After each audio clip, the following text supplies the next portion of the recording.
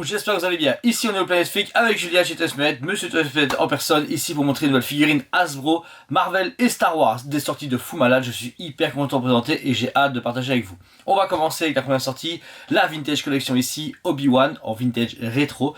N'oubliez pas, cette figurine est déjà sortie au magasin en version normale très bien finie. Ici vous avez un modèle rétro, cap en tissu comme le vieil Obi-Wan des années 70-80.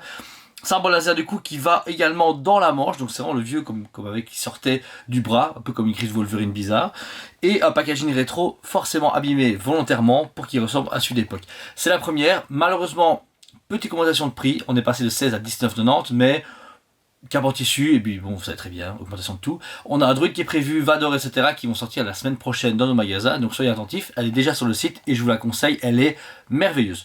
Juste le packaging, j'aurais préféré un changement par rapport à la vintage de base, mais vous savez, Hasbro, recyclage, is coming. Alors ensuite, hyper grosse sortie qui a fait l'unanimité en précommande et qui a eu 1 an de retard, le George Lucas Stormtrooper en version Black Series, 50e anniversaire Lucasfilm. Une figurine que j'ai déjà eu en main il y a des années en petit format, et là il la refond en grand format avec un visage pas mal. George Lucas a presque pris un train, mais ça va. Non, il est beau, je lui donne un 7 sur 10 niveau visage, mais sinon niveau figurine, magnifique, que dire, packaging original, George Lucas Instant Trooper Disguise, et à l'arrière on a forcément ici lui à côté d'un Sand Trooper de l'épisode 4. Vraiment cool, j'aime beaucoup ce format, très en retard, pourquoi? Alors que, je sais pas, problème de production, distribution, mais elle vient de sortir, presque sold out, en fait on avait beaucoup de précommandes dessus, il nous reste 1 ou 2 pièces, donc si vous la voulez, forcément lien en description de la vidéo, et si vous la souhaitez, vous nous contactez par Facebook ou par téléphone. Mais elle est fantastique et c'est une pièce de collection qui est très très très rare. En parlant de rareté, j'ai pu décoter un truc pour ma collection privée et j'espère bientôt au magasin. Le Boba Fett version, alors comment ils appellent ça? Indie Guys. Alors pour ceux qui ne savent pas, Hot Toys l'a déjà sorti en version 1/6, très rare à trouver. Celle-ci pareil, donc on est encore dans un boîtier type cassette, type livre, mais vous avez pu voir, très dur en vidéo parce qu'il est foil. Tout est foil, la boîte est entièrement foil. Avec l'image, mais vous voyez pas très bien sûrement, vous voyez Boba Fett avec la carbonite en main. Et ce costume, si vous lisez pas le comic, c'est le Bounty Hunter qui est sorti en 5 tomes en français, magnifique. Et là vous l'avez donc du coup ici en full noir. Alors niveau travail, la seule chose nouvelle c'est une lance, la hache lance qui est là, parce que c'est jamais sorti avant. Sinon c'est un Boba Fett noir, voilà. Après j'aurais peut-être voulu qu'il soit presque chromé comme la boîte, peut-être pas, je sais pas, mais une variante, mais encore exclue, donc quand même dur à trouver, que si vous voulez, vous me contactez en privé, ou en tout cas sur la page Facebook pour avoir plus d'infos. Mais très belle figurine, qui va venir très collector également dans les prochains mois, dû à sa rareté et dû à ce côté un peu spécial hors du commun. Ensuite, le Comic Con et la célébration ont eu lieu ces derniers moments, et il y a eu une Comic Con exclusif ici pour Jon Favreau en version Heavy Mandalorian. Alors, l'avantage de cette figurine, c'est que c'est la première fois qu'on a une figurine de Jon Favreau. Avant c'était Dave Filoni en Pilote X-Wing. Ici, visage super beau de Jon Favreau, magnifique. Figurine recyclée puisque c'est entièrement le Heavy Mandalorian avec une tête de Jon Favreau, mais du coup des casquets, le casque peut être mis dessus. Donc c'est quand même au niveau du head skull etc. a été changé.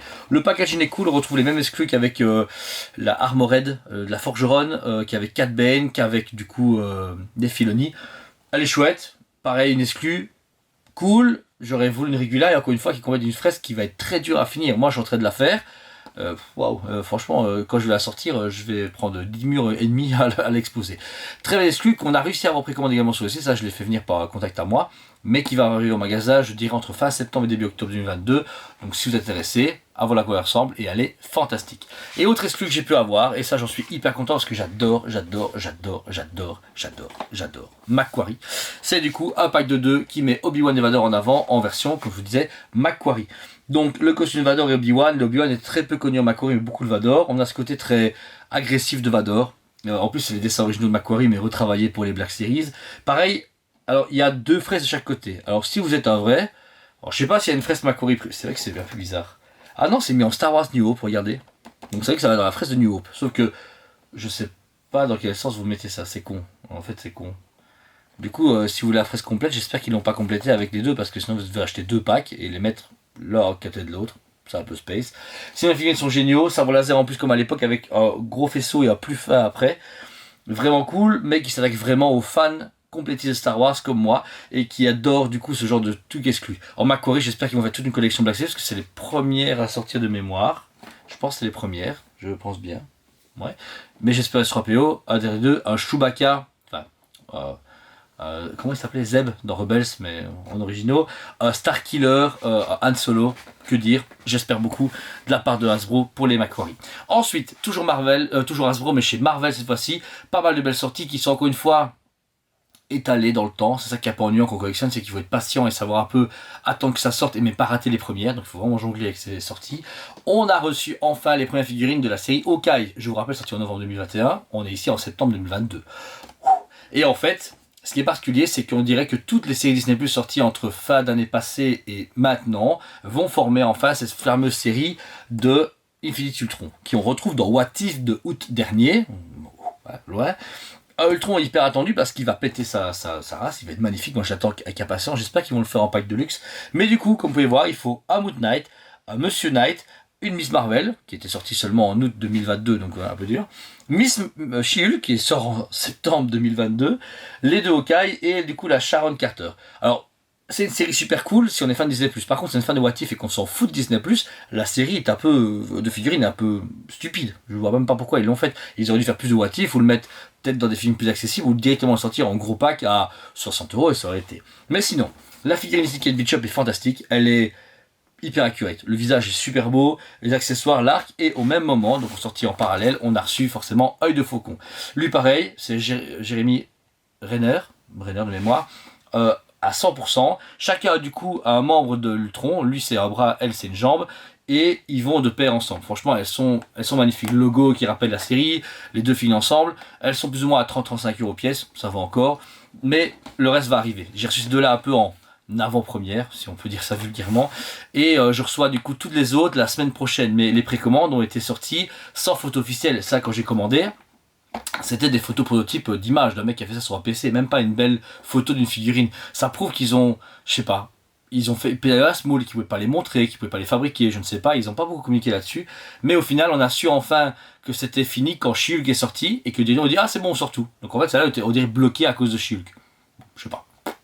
En tout cas, elles sont en magasin, en très peu d'exemplaires, encore une fois, parce que comme les gens, on n'avait pas des séries complètes comme d'habitude, bah, les gens n'ont pas trop acheté 1 et 2, et puis maintenant qu'on sait tout ce que fait cette Infinity Ultron, bah, tout le monde la veut, donc pressez-vous de nous commander ou nous contacter, parce que sur le site, elles sont mises qu'à la pièce, elles ne sont pas mises en série complète pour le moment, mais bientôt en stock.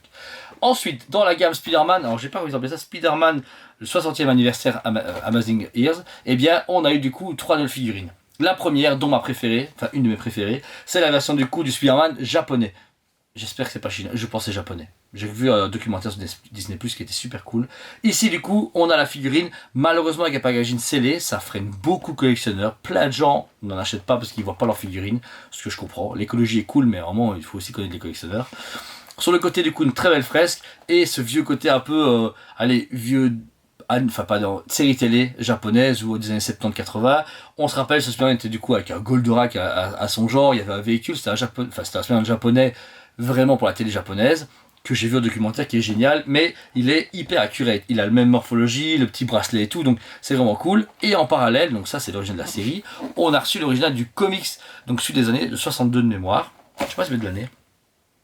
Bonne mémoire 62, 1962, le premier comics Spider-Man. Et là donc on retrouve la fresque avec le fameux bandit que Spider-Man balance à travers la ville et la photo de la figurine. Ces deux-là, méga coup de cœur, mais genre hyper méga coup de cœur. Celle-ci est sur commande, mais celle-ci est encore peu disponible en magasin. Et malheureusement, je la verrai pas en vrai. J'espère qu'un de mes clients la déballera, elle me la montrera et je vous ferai peut-être une vidéo avec. Mais celle-ci est fantastique. Le packaging est beau, mais pas du tout utile et facile d'accès pour les gens. Ils voient, ils se font ouais, mais c'est quoi dedans? Bah, c'est la photo. Ouais, mais une photo, c'est une photo. Donc ça freine encore une fois l'achat, mais Hasbro justifie ça par ce côté, comment ils appellent ça? Écologique. Bon, c'est un peu bizarre, mais bon, je sais pas. Et pour finir, c'est celui qui clôture la gamme, on a plus de tout vont arriver, on a vu un Venom avec Null, on a vu un pack 2 avec Mary Jane et Spider-Man, avec Ned et Peter Parker. Ici, on a le pack avec Into the Spider-Verse, avec le fameux Spider-Man noir et Spider-Ham, donc Spider-Cochon. Super cool. Mon seul regret, c'est Spider-Man Cochon est une statuette, donc c'est particulier, on peut pas le moduler comme on veut. Par contre, Spider-Man noir, il est fantastique. Hein. Franchement, encore une fois, je peux pas le voir à l'intérieur.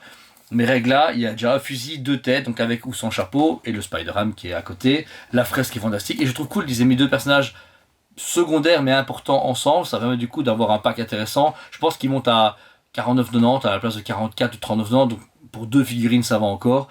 malheureusement encore une fois sorti très mélangé. On a eu des scores en juillet, en août, en septembre. Donc les gens arrivent, ils font oh, bah écoute, je vais faire de la collection. Bah écoutez, on a presque plus ça ou plus ça. Donc c'est peut-être ça qui est un peu dommage, qui a un peu foiré un peu la sortie. Mais bon, ça c'est sortie figurine, on n'y peut rien. Ensuite, j'ai pu avoir du coup ici en version Legacy Collection, ils ont fait une série de 4 figurines de Black Panther. Ici on retrouve Eric Killmonger avec ce packaging mais qui n'est pas Bill Figure. C'est vraiment chaque figurine vendue séparément et qui ont ce côté hommage. Je trouve juste encore une fois dommage, la communication derrière n'était pas bonne. Sortie exclue à Walmart, finalement pas exclue en Europe mais sortie 2 mois plus tard par cet pays. Donc très dur à avoir, moi j'ai eu dur à les m'en procurer au début puis après j'ai pu en recommander. Donc celle-ci c'est Killmonger et bon attends, j'ai fait mon shopping. Ici ensuite ils ont sorti de quoi elle s'appelle comment, Nakia, qu'on retrouvera dans le prochain film Black Panther 2. Donc ici pareil, elle est très très belle, elle a un packaging encore une fois très hommage avec ses 2 disques d'énergie qui sont super cool, qui est jamais sorti auparavant de mémoire en Marvel Legends. Ici on a forcément, alors c'est T'Challa en Black Panther, avec casque, et ici c'est le costume du film Black Panther, donc pas de Avengers Infinity War, c'est le Black Panther un peu ligne mauve, comme quand il a des énergies accumulées. Super belle, super cool, et en plus un budget onéreux, on est genre à 30-35 € comme d'hab. Et pour finir, la future Black Panther sûrement, ça sera du coup Shuri, mais cette fois on la trouve en version Black Panther A, mais qui aide son frère pendant la bataille finale. Elles sont magnifiques, je trouve ça juste dommage. Encore une fois, ils ont fait une collection pour les 10 ans du MCU ou un truc dans le genre. À chaque fois, les collections se lancent et puis ils partent dans tous les sens et ça en devient un peu perturbant parce que on sait plus où mettre la tête, on sait plus quoi acheter et des fois on sait même plus ce qu'on va avoir. Je vous ai présenté les versions 20 ans des Marvel Legends qui étaient super cool. Moi, je suis les premiers il y a 20 ans donc je suis hyper bien. Mais ils ont fait 5 et puis on sait pas. Il n'y a plus rien. Pas de nouvelles. Pareil pour les 60 ans de Spider-Man, quelques collections mais un truc sur un film, un truc sur une série télé, pas de collection complète, pas de numéros. Alors que Star Wars, c'est un peu plus structuré. On a les vintage, on a les Black Series vintage et les Black Series avec des packs de 2 et quelques exclus. Marvel, ça part dans tous les sens. Ils font, ouais, on fait ça, Black Panther, machin, mais Spider-Man, on va être Shield, mais dans une boîte What If, tu fais, où est-ce qu'on va dans la logique et dans le paysage de collection, parce qu'avant tout était bien. Comme ici, McFarlane, l'avantage, c'est que des mêmes boîtes, donc vous les mettez au mur, ça donne bien, vous les déballez, vous avez quand même un sentiment de régularité. Mais pour Hasbro, travail fantastique, le prix, ça va encore, mais la communication et le suivi de gamme, what the fuck. Voilà. En tout cas, c'est mon avis en tant que collectionneur depuis 20 ans de Hasbro.